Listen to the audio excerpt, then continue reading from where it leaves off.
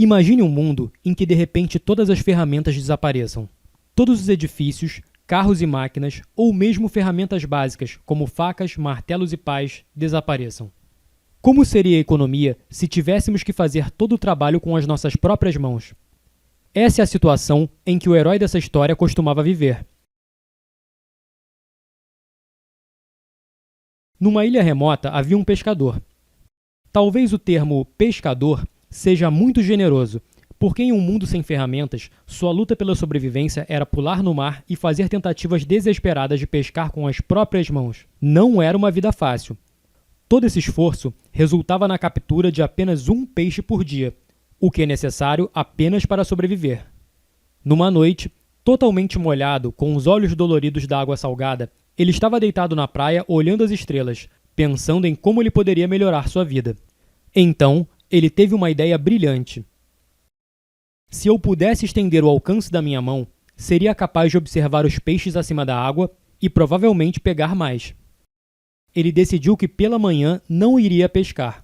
Em vez disso, ele dedicaria esse dia a implementar seu plano. Ele andou pela ilha, procurando um galho forte e reto que com grande esforço conseguiu quebrar. Com uma concha afiada encontrada na praia, ele tentou afiar a ponta desse galho, o que levou várias horas.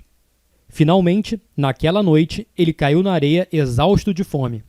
Ele não comeu naquele dia para poder construir sua invenção, mas estava feliz, porque em sua imaginação ele já estava sentado em um monte de peixes capturados com a ajuda dele. Quando estava quase dormindo, ele decidiu chamar sua invenção de lança. Pela manhã, motivado, ele pegou a lança e começou a trabalhar. Como a água salgada não inundou seus olhos e a ponta pontiaguda da lança foi mais eficaz que suas mãos, ele foi capaz de pegar 2 peixes naquele dia. Bem, ainda não era um monte de peixes, mas a economia da ilha cresceu 100%. E mais importante, abriu muito mais possibilidades a ele. Agora ele poderia pescar a cada segundo dia, consumindo suas capturas do dia anterior. Ele também podia pescar todos os dias como antes, secar o excesso de peixe e armazená-lo para períodos difíceis para a pesca. Outra opção era usar o tempo livre para implementar novas ideias, aumentando sua capacidade produtiva. Isso resultaria no aumento de sua riqueza e na expansão do tamanho da economia da ilha. Nessa história, chegamos a um princípio econômico simples. A riqueza é criada através do autossacrifício e da tomada de riscos. Em um determinado momento, o pescador subconsumiu e correu o risco de que seu plano não funcionasse. Sua decisão de produzir a lança fez com que ele pudesse acabar passando fome o dia inteiro caso esse artefato não funcionasse. O subconsumo do pescador pode ser chamado simplesmente de poupança. Nesse caso, a poupança era um peixe, que ele certamente teria capturado se tivesse ido pescar. Ele usou suas economias para fazer uma lança. A lança é um bem capital, porque é parte de sua poupança, que não tem valor em si para o pescador, mas serve para ele conseguir o que realmente quer. Afinal, o pescador não quer ter uma lança, ele quer ter o peixe. O capital é, portanto, parte de sua poupança, que ele gastou no aumento de sua própria produtividade. Vamos avançar rapidamente para o nosso mundo, para ilustrar esse exemplo na vida real. 2 amigos conseguiram um emprego muito bem remunerado em uma empresa chamada Corporação X. O empregador ofereceu a cada um $10.000 por mês. Não acreditando na sorte deles, um deles, vamos chamá-lo de Pete, o esbanjador,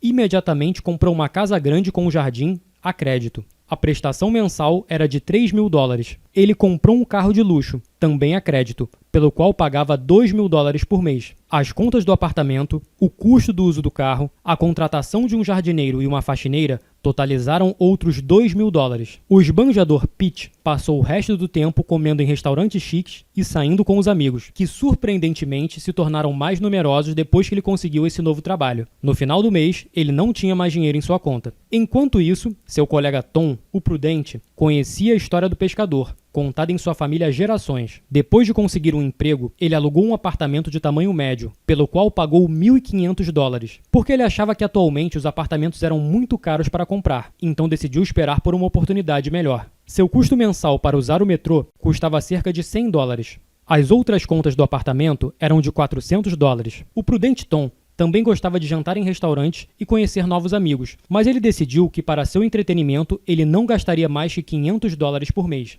Na maioria dos dias, ele fazia refeições em casa, tentando não desperdiçar comida, o que lhe custava mais $500. Dessa forma, o prudente Tom poderia economizar $7.000 por mês. Os anos se passaram e Pete estava rindo de Tom. Ele costumava dizer a ele: "Aproveita a vida, cara. Para de ser tão Caxias." Ou: "Como está seu carro?" "Ah, desculpa, esqueci que você ainda está usando o metrô." Tom ficou chateado, porque sonhava com uma casa grande, com um jardim e um carro de luxo. Mesmo assim, Tom não cedeu à pressão social e continuou trabalhando de forma sensata. Ele investiu suas economias em vários projetos. Ele abriu uma pequena loja na área, onde contratou um funcionário. Depois de pagar por todos os custos da loja, seu lucro mensal aumentou em $1.000. Ainda assim, ele não aumentou seus gastos. Depois de algum tempo, ele abriu um restaurante, do qual obteve lucro mensal de $2.000. Mais tarde, ele comprou salas comerciais, para que pudesse receber os aluguéis de várias empresas que utilizavam esses espaços como escritórios. Seus ganhos após o pagamento do empréstimo para a compra das salas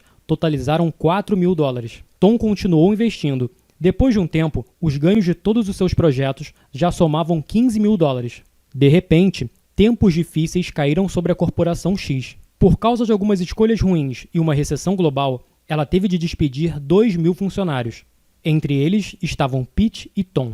Tom sofreu um leve arranhão em sua honra, porque ninguém gosta de ser demitido. Entretanto, ele não se importava muito com a situação, uma vez que ele tinha uma renda de $15.000 por mês, proveniente de seus investimentos e boa parte de sua economia. Pete, por sua vez, entrou em pânico. O banco exigiu pagamentos de empréstimo que Pete conseguiu pagar apenas metade. Os amigos que convidaram Pete para sair na primeira semana, quando viram que ele tinha problemas financeiros, começaram a desaparecer rapidamente. Pete pediu dinheiro emprestado à família para sobreviver, mas durante a crise econômica, ninguém conseguia ajudá-lo. E mesmo que conseguissem, nada seria comparado ao alto salário que ganhava antes. Finalmente, Pete decidiu vender a casa e o carro, porque não era capaz de fazer os pagamentos mínimos. O valor do carro, embora estivesse em perfeitas condições, caiu drasticamente. Havia passado alguns anos e ninguém queria comprá-lo, porque as pessoas economizavam seu dinheiro, incertas sobre o futuro.